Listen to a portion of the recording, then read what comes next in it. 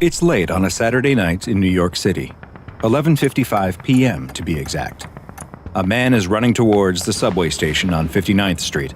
He's just gotten off from work at the restaurant where he waits tables, and he's in a hurry to get home and spend some time with his girlfriend. As he approaches the station, he notices something strange. Someone has placed a wooden barrier in front of the entrance. The man has never seen something like this before, but he hasn't lived in Brooklyn very long. Everything about the station looks normal behind the barrier, and he's in a hurry. He doesn't want to have to go several blocks to the next station, so he hops the barrier. What's the worst that could happen? As the man walks onto the train platform, he starts to second-guess his decision. The platform is empty, and come to think of it, he hasn't seen anyone in the station at all. Maybe he did make a mistake. Maybe the station really is closed for repairs. He turns around to leave, but just as he does, he hears a train. Good. Everything is normal. He checks his watch. 11:57 p.m. on the dot. The train comes to a stop, and its doors slide open. It looks a little older than the trains he usually rides, but it appears to be in perfect shape, and it's going the direction of his home, so he steps on board. Just like the station and the platform, there's no one else on the train. Strange, but he's ridden nearly empty trains before, especially late at night, though usually at this time on a Saturday there's at least a few people on board. Just then, he hears something in the station. He turns to see someone running down the platform crying out. "Stop! Stop!" the man in the Mass Transit Authority vest cries, dropping what looks to be his dinner on the platform as he runs. While the MTA worker is still several feet away, the doors snap shut and the train begins to move.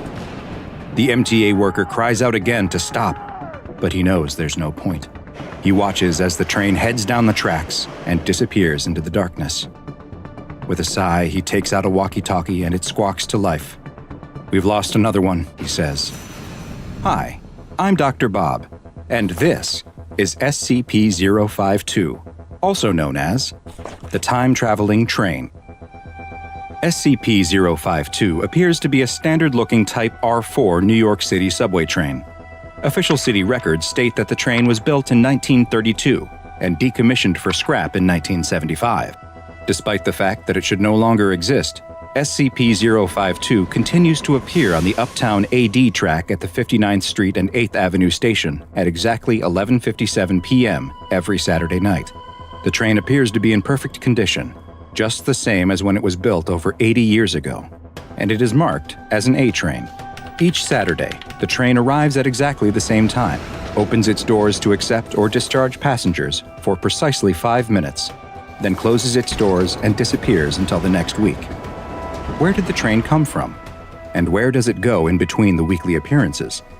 These are questions the SCP Foundation is trying to answer, but perhaps the most frightening aspect of SCP-052 is that once you get on the train, there's no guarantee of ever getting off. Sadly, the majority of subjects that have been observed boarding SCP-052 have not been heard from again. The rare few that have been recovered claim to have boarded the train on various dates, ranging from 1976 all the way to the year 2204, with the latter claiming he thought he was boarding a special 300th anniversary train. Thus far, none of the recovered passengers have reported any memories or knowledge of their time on board the train between entering and exiting. Any passengers spotted disembarking from SCP-052 are to be immediately brought to Site 21 for questioning to determine their origin and assess whether they pose any threat to the current time stream. The Foundation has had great success administering Class A amnestics to passengers who arrived from the past and reintegrating them into society.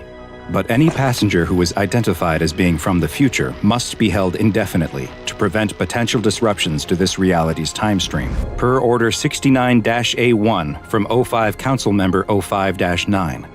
There are currently 26 recovered passengers being held at Site 21 who fit this description, and there are not yet any procedures in place that would allow for their safe release into modern society, nor has there been any workable theories for how to return them to their original home time. Despite the protocols in place to prevent public access, some passengers from the present have still managed to accidentally board SCP-052, and subjects from other times continue to appear. Following interviews, it's been discovered that some of these subjects arrived from alternate timelines and realities.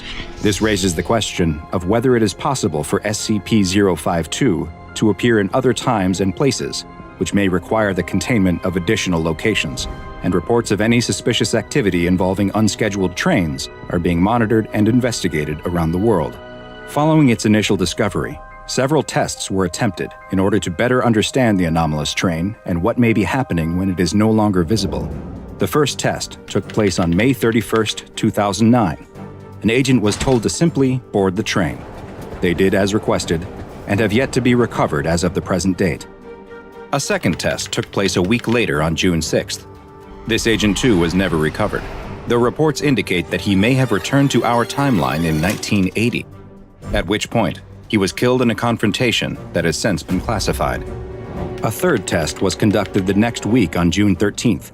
Once again, the agent was told to board the train and did so. This time, though, the agent returned. Just 2 weeks later, on June 27th, the agent stepped back off the train, with his hands appearing to have been surgically removed. A note had been placed in his pocket that had the simple message, "Send no more," written on it. The agent claims not to remember any of his experiences on the train over the 2 weeks he was gone, or what may have happened to his hands. Following this third test, O5 Command issued orders stopping the use of Foundation agents as passengers on SCP-052. D-Class, due to their disposable nature as convicted felons and death row inmates, were considered as potential replacements for the agents in the exploration of SCP-052, but the risk of releasing them into the past or the future was determined to be too great. Other than the agent who knowingly boarded the train, several other notable passengers have been recovered. One case involved the recovery of a woman who entered the train on July 14, 2012, but was recovered 4 years earlier, on March 8, 2008. She entered the train while on her way home from the theater, and was surprised to learn she traveled 4 years into the past. Because another version of her existed at the time she was recovered, she was held to prevent unwanted temporal effects. Another subject was recovered in 2008 who claimed to be from the year 1976. Although there was nothing physically wrong with him and no risk of time stream disruptions, Foundation psychiatrists recommended that he be held indefinitely, as 32 years was believed to be too long a period of time to successfully reintegrate into society. Perhaps the most interesting recovery was of a man claiming to be a Level 4 supervisor from the SCP Federation, who boarded the train in December of 2124. He said that he had been administered a Class A amnestic prior to boarding, and remembered nothing until his recovery in 2010. While the agent can clearly never be released into society, O5 Command has approved the sharing of classified information about various anomalies, in the hopes that he can provide additional information on possible containment procedures. Because SCP-052 has so far proven impossible to stop or remove from the New York City subway system, it has been classified as Euclid. But its predictable nature means that the Foundation is usually able to prevent the public from encountering it. The 59th Street ABCD station is closed to the public between 11 p.m. on Saturday night and 1 a.m. on Sunday morning, under the pretext of track maintenance. Any passengers seen leaving SCP-052 must be taken to Site 21 for debriefing and processing, and members of the public who simply see SCP-052 may be released after the administration of a Class B amnestic. As for what happens to most of the passengers who board SCP-052 and are never seen from again, we simply don't know.